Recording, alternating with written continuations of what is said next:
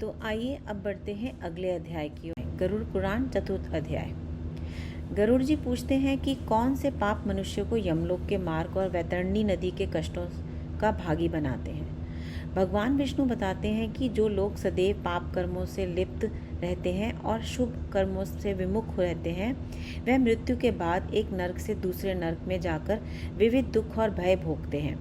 धर्मात्मा जीव धर्मराजपुरी के शुभ मार्गों से जाते हैं, जबकि पापी दक्षिण मार्ग से यमलोक पहुंचते हैं और वैतरणी नदी के कष्ट सहते हैं। बताया गया है कि वैतरणी नदी में वह लोग गिरते हैं जो ब्रह्म हत्या, मदपान, गो हत्या, बाल हत्या, स्त्री हत्या, गर्भपात, गुरु या देव द्रव्य की चोरी, ऋण ना चुकाना, विश्वासघात, छल कपट, निर्दोषों को कष्ट देना, दूसरों के गुणों से ईर्ष्या करना, दुष्ट संगति करना, तीर्थों, सर्जनों, गुरुओं और देवताओं की निंदा करना तथा शास्त्रों को दूषित करना जैसे पाप करते हैं। साथ ही जो दूसरे के दुख में प्रसन्न होते हैं, कटु वचन बोलते हैं और सदैव दूसरों को दुख पहुंचाते हैं, वह भी इस घोर दंड के भागी बनते हैं। जो लोग हितकारी और शास्त्र सम्मत उपदेश नहीं सुनते, अहंकारवश स्वयं को ही विद्वान मानते हैं तथा पाप और अधर्म में लगे रहते हैं, वे मृत्यु के बाद यम मार्ग में रोते बिलखते हुए यमदूतों द्वारा पीटे जाते हैं और वैतरणी नदी में गिराए जाते हैं। इसी प्रकार जो माता पिता, गुरु और पूज्य जनों का अपमान करते हैं,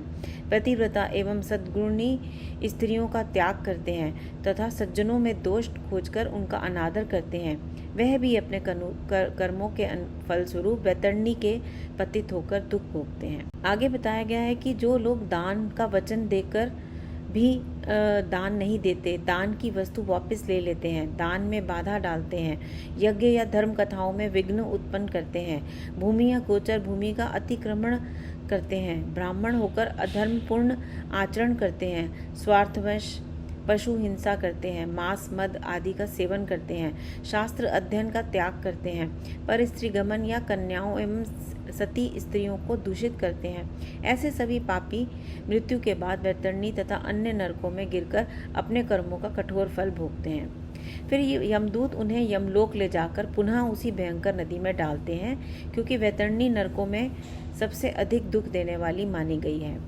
आगे बताया गया है कि जिन्होंने कृष्ण वर्ण गौ का दान नहीं किया, कुटिलता और छल से जीवन बिताया, व्रत तीर्थों का अनादर किया तथा विधवाओं के शील का नाश किया, वह भी उस वैतरणी के भयंकर दुखों को भोगते हैं। आगे बताया गया है कि जो लोग गौदान न करें, मृतकों के लिए आवश्यक कर्म न करें, झूठी गवाही दें, धर्म के नाम पर छल करें, चोरी व अधर्म से धन कमाएं, वृक्षों और उपवनों का विनाश करें, व्रत तीर्थ त्याग दें, विद्या और सदाचार का नाश करें, पति का त्याग कर पर पुरुष आसक्त हो वेदों की निंदा करें, मर्यादा भंग करें, कंजूसी व विषयासक्ति में लिप्त रहें तथा कुएं, तालाब, बावड़ी, देवालय और अन्य सार्वजनिक धर्मस्थलों को नष्ट करें, ऐसे सभी पापी वैतरणी के दुख भोगकर शलमली वृक्ष की यातना सहते हैं और अंततः यमदूतों द्वारा विभिन्न नरकों में डाल दिए जाते हैं। फिर कहा गया है कि जो लोग स्त्रियों, बालकों, सेवकों और आश्रितों की उपेक्षा कर स्वयं भोग विलास में लिप्त रहते हैं, पितरों और देवताओं का सम्मान नहीं करते, मार्ग में कांटे पत्थर आदि बिछाकर दूसरों को कष्ट पहुंचाते हैं तथा भगवान शिव, शक्ति, विष्णु, सूर्य, गणेश और सद्गुरु की पूजा एवं वंदना नहीं करते, वह नरकगामी होते हैं। इसी प्रकार जो अपने स्वामी पर मिथ्या दोष लगाते हैं, वर्ण धर्म एवं सदाचार का उल्लंघन करते हैं, वह भी अपने कर्मों के अनुसार नरक का दुख भोगते हैं। जो लोग ब्राह्मणों की निंदा या अनुचित पूजा करते हैं, ब्राह्मणों और गौओं के प्रति कलह, हिंसा या उसके समर्थन से प्रसन्न होते हैं, असहाय स्त्रियों की उपेक्षा करते हैं, पर स्त्री गमन करते हैं, पर्व, श्राद्ध आदि निषिद्ध अवसरों पर कामाचार करते हैं, सार्वजनिक स्थानों को गंदा करते हैं, शस्त्रों तथा बाण धनुष का निर्माण या विक्रय करते हैं अथवा चमड़ा, वेश्यावृत्ति, केश, योनि तथा विष का व्यापार करते हैं, वे सभी नरकगामी माने गए हैं। गरुड़ पुराण के अनुसार निम्न कर्मों को नरकगामी बताया गया है। ब्राह्मणों के कलह तथा गौ विवाद से प्रसन्न होना, उसका समर्थन या प्रचार करना, असहाय एवं रक्षकहीन पतिव्रता स्त्री की उपेक्षा करना, पर स्त्री गमन करना तथा अमावस्या, पूर्णिमा, श्राद्ध आदि निषिद्ध अवसरों पर मैथुन करना, शरीर की गंदगी को अग्नि, जल, उपवन, मार्ग या गौशाला में फेंकना, शस्त्र, बाण और धनुष बनाना या उसका व्यापार करना, चमड़ा बेचना, स्त्रियों द्वारा केश, योनि केश तथा विष का विक्रय करना, इन सभी कर्मों का फल नरक प्राप्ति बताया गया है।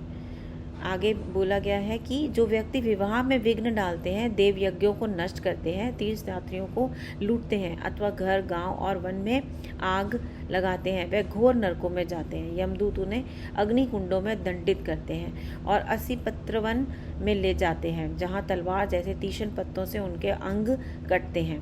प्यास से व्याकुल होने पर उन्हें जल के स्थान पर उबलता तेल पिलाया जाता है और उनकी पीड़ा का उपहास किया जाता है। यह वर्णन ऐसे महापापों के कठोर कर्मफल का प्रतीक है।